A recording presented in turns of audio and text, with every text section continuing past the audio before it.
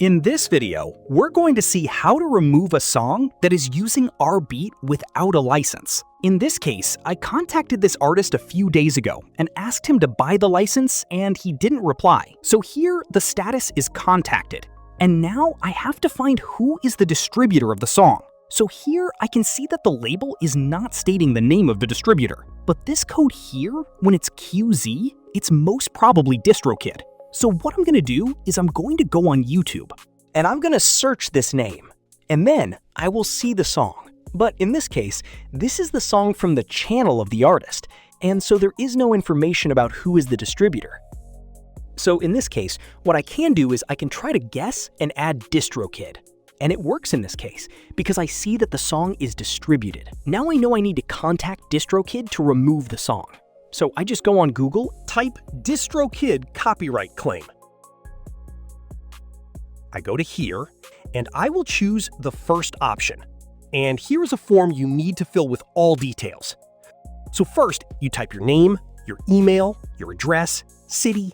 You have to put you are the rights holder. Here it's optional, so you can leave it blank. And here, this is important, you need to put sound recording ownership. Here, you have to put the name of the beat. So in this case, I have the name of the beat here. So I just put this name, worldwide, and I put the name of the song and the artist here.